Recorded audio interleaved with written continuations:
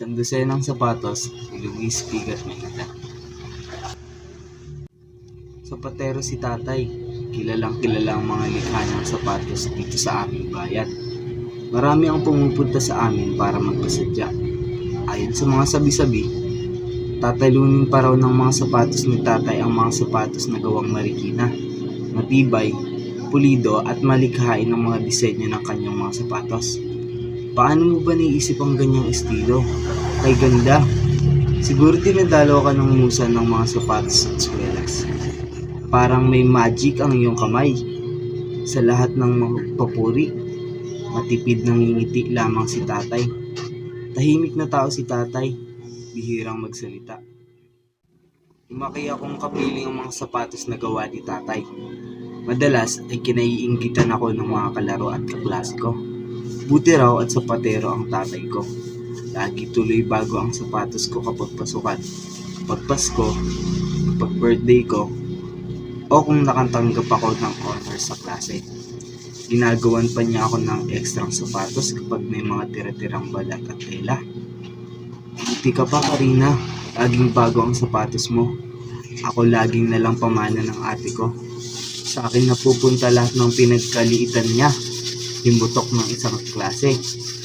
Nasa grade 2 na ako nang muling magbuntis si nanay. Kaya tagal namin hinintay na magkaroon ako ng kapatid, sabi ng lola ko.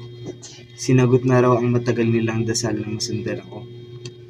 Ako, magkakaroon na pala ng kahati sa mga sapatos, pero di bale, dalawa na kaming igagawa ni tatay ng sapatos ngayon. Habang nasa tiyan pa si baby, narinig ko nag-uusap sina tatay at nanay. Nagpa-check up ako kanina. Sabi ng doktora, babae raw ang magiging anak natin. Talaga? Yung babae nga, pag-aralin natin ng ballet. Gusto kong magkaanak ng ballet dancer. Ngayon pa lang ay pag-aaralan ko ng gumawa ng mga sapatos na pang ballet. Pero hindi lahat ng pangarap ni tatay ay natupad. Nagulat kaming lahat nang makita ang bago kong kapatid. Wala itong paa. Ipinanganak na putol ang dalawang paa. Nakarinig kami ng kung ano-anong chismis dahil sa kapansanan ng kapatid ko. Siguro raw ay binalak na ipalaglag ni nanay ang kapatid ko kaya kulang-kulang ang parte ng katawan. Niluso raw ng mga mapinsalang gamot ang kanyang mga paa.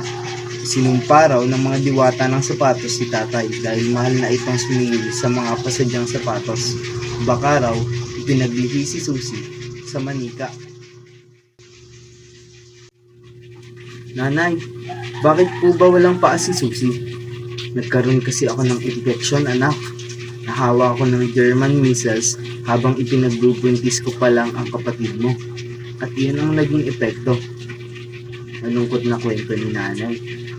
Hindi na magiging ballet dancer ang kapatid ko. Malulungkot si tatay.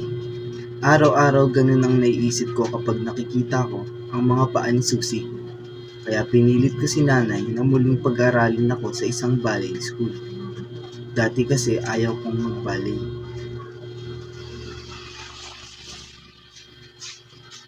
Mrs., bakit hindi niyo po subukang i-enroll si Karina sa piano, o sa painting, o sa bandurria class?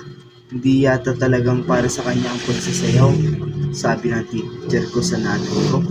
Nalungkot ako, hindi para sa aking sarili, hindi para kina tatay at Susie, at sa mga pangarap na masyadong mailap. Saksi ako kung paano minahal siya nina tatay at nanay. Walang pwedeng manloko kay Bunso.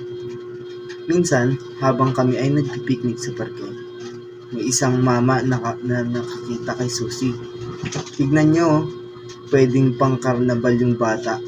Turo nito kay Susie. Biglang namula si tatay sa narinig. Tumikom ang mga kamao.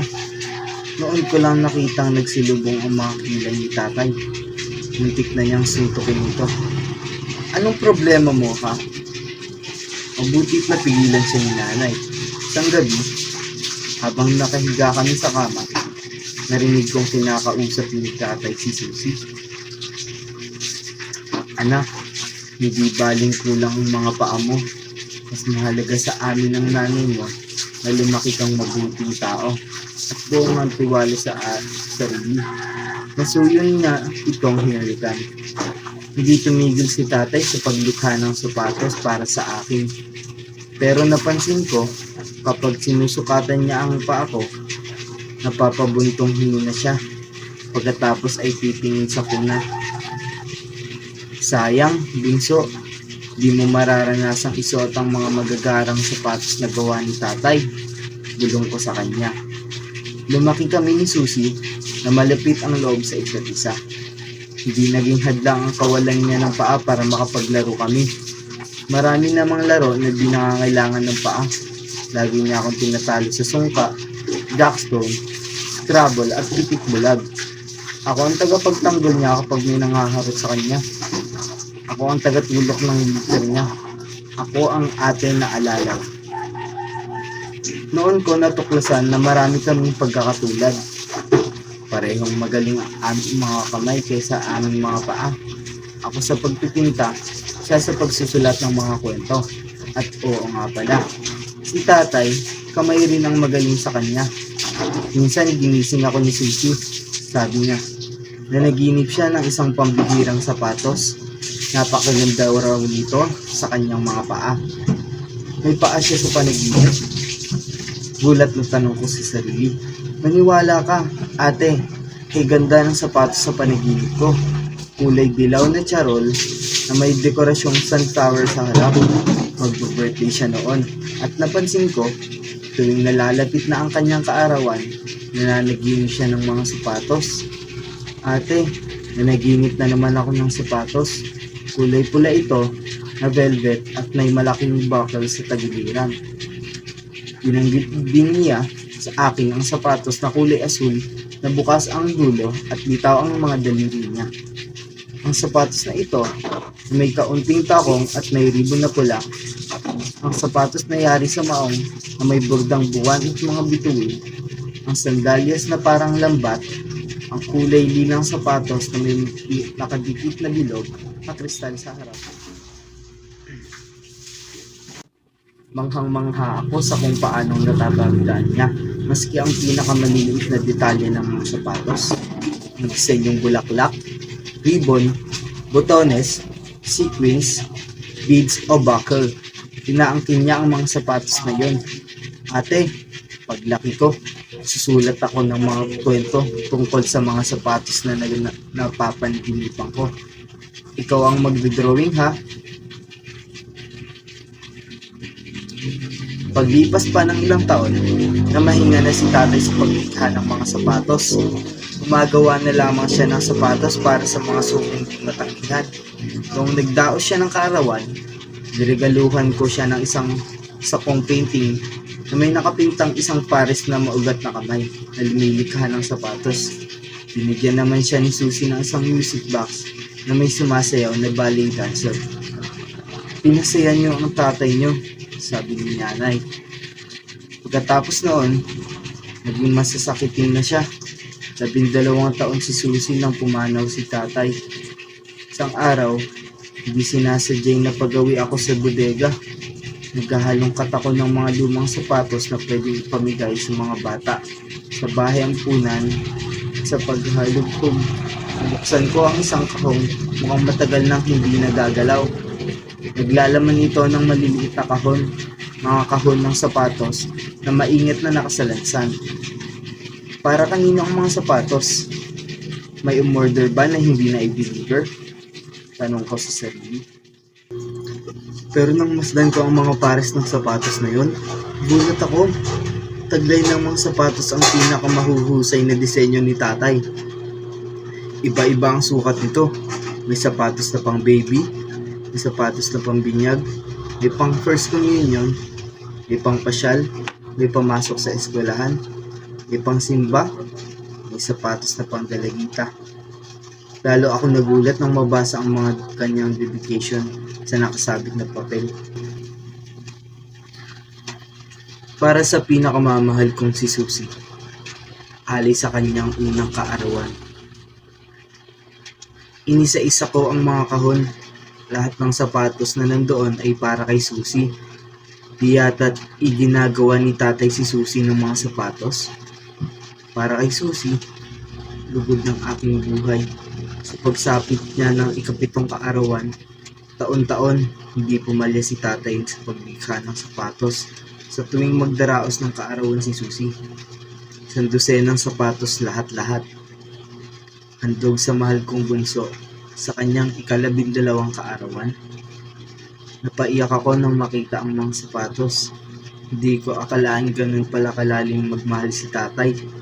Binitbit ko ang sandusenang sapatos at pinakita ko kina nanay at Susie. Hindi ko alam na may ginawa siyang sapatos para sa iyo, Susie. Namuo ang luha sa mga mata ni nanay.